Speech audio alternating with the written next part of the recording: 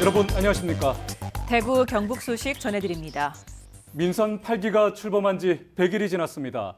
홍준표 대구시장은 100일을 앞두고 통합신공항 특별법 발의와 군부대 이전 추진 등 여러 성과를 나열하며 침체된 경제 활성화에 중점을 뒀다고 밝혔습니다.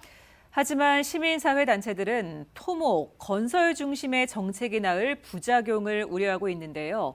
지난 100일을 인권과 민주주의의 후퇴의 시기였다고 평가했습니다. 권윤수 기자가 취재했습니다. 홍준표 대구시장은 지난 6일 간담회에서 취임 후 석 달이 마치 3년처럼 느껴진다며 자신의 성과를 설명했습니다. 자신이 밑그림 그린 통합신공항 특별법이 올해 안에 국회를 통과해 2030년 공항 개항이 가능할 것으로 봤고 비메모리 반도체 분야 대기업과 투자 유치 협상을 벌이고 있다고 밝혔습니다. 군부대와 농산물 도매시장, 경북대병원, 시청사 등이 이전하면 침체에 빠진 대구 경제 회생에 도움이 될 것으로 전망했습니다. 향후 20년간 하면 100조가량 토목건설공사가 나올 수가 있습니다. 그거는 지금 우리나라 메이저 건설회사 5개 건설회사가 총동원돼도 그걸 감당을 못합니다. 하지만 대구의 시민사회단체들은 토목, 건설 중심의 정책이 많은 부작용을 낳을 것이라 주장했습니다. 시민 의견 수렴을 거친 슬로건을 폐지하고 수기 과정으로 결정한 시청사 건립 계획을 일방적으로 변경한 것은 일방통행, 불통행정이라고 꼬집었습니다. 17개 시도 가운데 최초로 인권위원회를 폐지한 것은 반인권 행정의 극치라고 비판했습니다. 인권위원회를 폐지했다는 것은 시민의 인권은 안중에 없고 시민의 인권은 행정에 포함시키지 않겠다는 태도라고 봅니다. 시사나 공공기관과 사업소의 통폐합은 구성원의 의견 수렴 없이 속도전에만 열을 올렸다는 지적도 나왔습니다. 재정 건전성이라는 이름 하에 예산만 줄이려고 하는 그런 작업들이 계속 이어지고 있습니다. 예산을 줄인다는 것은 공공성을 후퇴시키는 결과가 되고 안전성을 후퇴시키는 그런 결과를 초래하게 될 것입니다. 홍 시장 취임 후 100일을 돌아보면 전에 볼 수 없었던 자치단체장의 행보임은 분명합니다.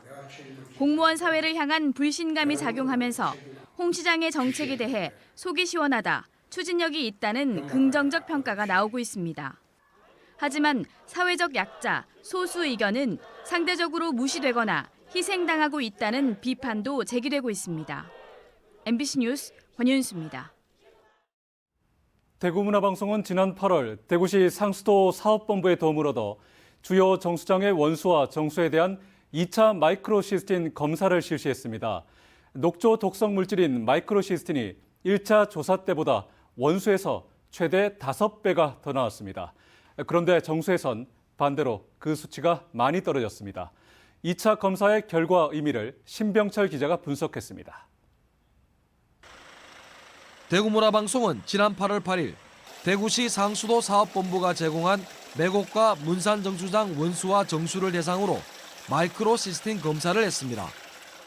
부경대학교 이승준 교수팀이 총 마이크로시스틴 측정 방법인 일라이자 분석법으로 검사한 결과 매곡 정수장의 원수는 2.081ppb로 지난 7월 21일 1차 때 0.405ppb보다 5.1배나 더 나왔습니다.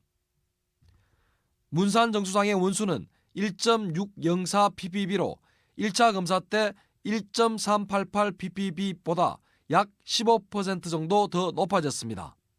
원수에서 마이크로시스틴 농도가 한 4배에서 5배 정도 더 올랐었는데요. 결국에 이제 여름철 가면 갈수록 녹조가 더 심화되니까 당연히 유입되는 마이크로시스틴의 양도 많아졌을 테고요. 녹조 독성 물질인 마이크로시스틴의 검출이 일회성이 아니라는 사실을 2차 검사를 통해 확인되었습니다. 원수의 마이크로시스틴 농도는 높아진 반면 정수는 반대 현상을 보였습니다. 매곡 정수장의 경우 검출 한계 미만인 0.016ppb 아래로 지난 7월 1차 조사 때 0.281ppb의 17분의 1 수준 이하로 떨어졌습니다. 문산 정수장의 정수도 0.121ppb로 나타나 절반 수준으로 줄었습니다. 2차 검사 결과를 보면 원수의 마이크로시스틴의 농도가 크게 늘었는데 정수에서는 급감했습니다. 녹조 독성 물질에 대한 불안감이 커지면서 폴리아민계의 보조 응집제를 투입하는 등 정수 공정을 강화했기 때문으로 보입니다. 이런 거는 강화를 해라고, 조류가 심하니까 강화를 해라고 그게 나오지요. 그 지시했습니까? 예, 지시를 했고, 조류가 심할 때 우리 폴리아민을 투여했습니다. 하지만 정수 공정을 강화하는 과정에서 치매 유발 물질로 안전성 논란이 있는 알루미늄 응집제 사용량을 늘려야 해 또 다른 불안 요소가 되고 있습니다. 낙동강 원수에서 마이크로시스틴 검출이 계속되고 있고 이에 따른 정수 공정도 강화되고 있는 만큼 녹조 독성 물질에 대한 근본적인 인식 변화가 필요해 보입니다. MBC 뉴스 신병철입니다. 오늘 국회 환경노동위원회 국정감사에선 대구 MBC가 집중 보도한 낙동강 수돗물의 안전성 여부에 대한 질의가 집중됐습니다. 야당은 정부가 수돗물 문제에 소극적으로 대처한다고 비판했습니다. 여당은 연구팀의 분석 방식을 문제 삼았습니다. 다만 여야 모두 정부의 투명한 정보 공개를 한 목소리로 촉구했습니다. 국감 소식 양관희 기자가 전해드립니다. 지난 7월 낙동강의 녹조가 심각했을 때 대구 MBC는 부경대학교 이승준 교수팀에 의뢰해 대구 주요 정수장 3곳의 원수와 정수 분석을 맡겼습니다. 분석 결과 정수한 수돗물에서 녹조 현상을 일으키는 독성 물질인 마이크로시스틴이 검출됐습니다. 해당 분석은 대구시 상수도 사업본부의 도움을 받아 이뤄졌습니다.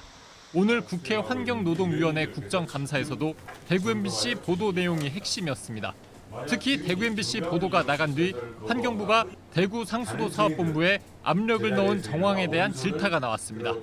환경부가 대구 상수도 사업본부에 왜 시끄럽게 만드냐는 취지로 압력을 넣어서 상수도 사업본부가 소극적되었다는 그런 증언입니다. 어떻게 환경부가 국민의 안전 문제를 시끄러운 일로 취급합니까? 왜 그렇게 눈치를 주고 그러세요? 달성군 아파트 2곳 수돗물 필터에 녹조로 의심되는 연두색 물질이 나타났다는 최근 대구 MBC 보도에 대해서도 정부 조사가 이루어지고 있는 것으로 확인됐습니다. 이 부분에 대해서 대구시에서 조사를 하고 있는 것으로 알고 있고요. 저희가 유역수센터 직원들 환경부는 급파해서 지금 조사 안 하고 있죠? 유역수센터 직원을 급파해서 정수량이라든가 이런 쪽을 조사하고 있습니다. 하지만 여당 의원들은 수돗물 정수를 분석한 부경대 연구팀의 분석 방식을 문제 삼으며 사태를 축소하는 데 집중했습니다.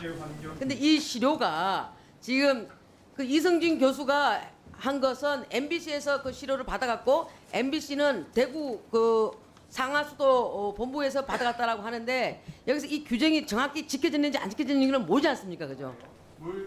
수돗물 안전을 위한 정부의 노력에는 여야가 따로 없었습니다. 민관 합동으로 정말로 공정하고 합리적으로 제대로 조사를 해서 이 국민들 불안을 불식시켜야 된다고 제가 말씀드립니다. 환경부가 4대강 녹조 독성 문제에 대해서 정치적 이해관계로 접근해서는 안 된다는 겁니다. 환경부는 낙동강 수돗물에서 마이크로시스틴이 검출되지 않았다며 조만간 공신력 있는 기구를 통해 추가 조사하겠다고 밝혔습니다. MBC 뉴스 양관입니다. 내일부터 횡단보도 앞 일시정지의 의무를 어기면 범칙금과 벌금이 부과됩니다. 대구경찰청은 보행자 보호 의무가 강화된 도로교통법 개정안의 계도 기간이 끝나는 내일부터 단속에 나선다고 밝혔습니다. 운전자는 교차로에서 우회전할 때 횡단보도에 보행자가 있을 때뿐만 아니라 인도에서 대기 중이거나 빠른 걸음으로 뛰어오는 등 길을 건너려는 사람이 있을 때도 일시정지해야 합니다. 어린이 보호구역 내 보행 신호등이 없는 횡단보도 앞에선 보행자가 있든 없든 무조건 일시정지했다가 지나가야 합니다. 위반할 경우 승용차 기준 범칙금 6만 원과 벌점 10점이 부과됩니다. 지난 3월 현대제철에서 엿새간 무려 72시간을 일하다가 노동자가 숨지는 사고가 있었습니다. 근로복지공단이 이 사건에 대해 과로사 판정을 내렸는데요. 노조는 이 회사에서 과로사한 직원이 한 명 더 있다는 사실을 밝혀내고 사측의 재발 방지 대책을 거듭 촉구했습니다. 배현정 기자가 보도합니다. 올해 3월 24일 새벽 현대제철 포항공장 사내 목욕탕에서 57살 김모 씨가 쓰러진 채 발견됐습니다. 김 씨는 중형 아변 공장 크레인 운전 기사였습니다. 사망 원인은 급성 심근경색증 가능성을 포함한 고도의 심장동맥 경화증. 유가족들은 과로사라고 주장했습니다. 김 씨의 사망 당시 주간 근무 시간은 64.9시간으로 사망 전 11주 평균 주간 근무 시간보다 30% 이상 증가했습니다. 근로복지공단은 과도한 업무 시간이 사망과 인과관계가 있다고 판정했습니다. 과로가 올 만큼 충원이 필요하고 현장에 업무 압박, 그러니까 업무 부담이 상당히 큰 상황인데 그게 제대로 해소되지 못해서 이런 상황이 생겼다라는. 숨진 김 씨가 일한 현대 IMC에서는 지난해 사무직 노동자 1명이 또 과로로 숨졌고 근로복지공단이 과로사로 판정한 사실이 추가로 드러났습니다. 노조는 2명이 과로로 숨졌는데 사측이 사고 재발 방지 대책을 내놓지 않고 있다고 주장합니다. 인력 충원을 하지 않아 다른 공장 노동자가 점심시간에 빠진 크레인 운전 인력을 대신하기 위해 가중 업무를 하고 있었습니다. 연장 근무를 하거나 대근을 해야 되는 상황이기 때문에 항상 과부하적인 요소들이 존재를 하고 이런 것들을 회사가 적극적으로 대체 방안이라든지 그런 것들을 모색하고 있지 않기 때문에 이 노동자들이 좀 힘든 상황입니다. 공단이 과로사를 판단한 7개월 동안 회사는 유가족에게 어떠한 사과도 없었습니다. 최소한 제 생각에는 그래도 위로금까지는 아니더라도 그 얼굴 보고 인사하는 정도는 할 수 있잖아요. 한편 중대재해처벌법 적용 대상 사업장에서 과로사가 승인된 만큼 고용노동부는 과로사를 중대재해로 볼 수 있을지 심의위원회를 염두하고 있다고 밝혔습니다. MBC 뉴스 배현정입니다. 대구와 경북에서 코로나19 확진자 감소세가 이어지고 있습니다. 오늘 0시 기준 대구의 코로나 확진자는 1,195명으로 지난주 같은 요일보다 줄었고 경북의 확진자는 732명으로 역시 지난주보다 줄었습니다. 코로나 관련 사망자는 대구에서 2명, 경북에서 1명 더 나와 누적 사망자는 대구 1,529명, 경북 1,692명입니다. 코로나 전담 치료 병상 가동률은 대구 24.9%, 경북 22.2%입니다. 경북과 전남의 문화교류축제인 영호남 상생협력 화합대축전이 오늘 경북도청에서 열렸습니다. 두 지역 도지사와 정치권도 안동에서 만나 국립공공의대 설립 등 지방 소멸 위기 극복을 위한 정책적 대응에 적극 협력하기로 약속했습니다. 김서현 기자입니다. 전라남도 영광의 굴비부터 경상북도 상주에서 키운 사과까지 화개장터를 연상케 하는 영호남 상생장터가 안동 경북도청 앞마당에 들어섰습니다. 전남에서는 유명한 특산물을 가득 실어 4시간 넘는 거리를 달려왔고 아따 그나저나 겁나게 멀기는 몹디다. 전라도 영광에서 여기까지 올 때 아이고 4시간 반 걸렸는데 와서 보니까 겁나게 사람들이 너무 좋아 보여. 경북 주민들은 반가운 마음으로 맞았습니다. 다른 언어를 쓰시는 분들한테 직접 이렇게 대화하면서 사니까 그 물건에 대한 신뢰도 생기고 더 맛있는 음식이 될 것 같네요. 지금은 지방시대 하나 되는 영호남을 주제로 열린 영호남 상생협력 화합대축전. 내일까지 진행되는 영호남 상생장터를 비롯해 청소년 e스포츠 대회, 사투리 경연작품 전시와 미술전 등 경북도와 전남도의 문화교류 축제가 열렸습니다. 경북도청을 방문한 김영록 전남도지사는 지방소멸지원특별법과 쌀 시장 격리 등 경북도와 함께 진행한 프로젝트를 언급하며 국립의대 유치 등 국가 현안에 공동 대응하자고 제안했습니다. 아주 시급한 응급 환자 발생했을 때 제대로 치료를 못해서 환자들이 많이 사망률이 높습니다. 그래서 우리 이철우 지사님도 이야기하고 저도 이야기하는데 같이 해서 국립의과대학을 경북도 유치하고 우리 전라남도 유치하자. 이철우 경북도지사도 지방 소멸 위기를 가장 먼저 체감하고 있는 지자체로서 전라남도와 머리를 맞대겠다고 화답했습니다. 수도권 벽이다. 수도권 가서 젊은이들이 낙오자가 됩니다. 그러니까 결혼할 생각도 못하고 결혼해도 애기도 안 놓고 그거는 방법은 지방시대밖에 없다. 지방에서 사람이 골고루 흩어져 사는 이런 시대를 만들기 위해서는 전라남도하고 우리하고 공통 과제들이 많습니다. 축전 기간에 맞춰 경북과 전남 양 도의회도 업무 협약을 맺고 상급 공공병원 건립을 위해 협력하기로 했습니다. 영호남 상생협력화합 대축전은 올해로 그치지 않고 해마다 양 지역을 오가면서 열기로 하고 내년에는 전남에서 경북 손님들을 맡기로 했습니다.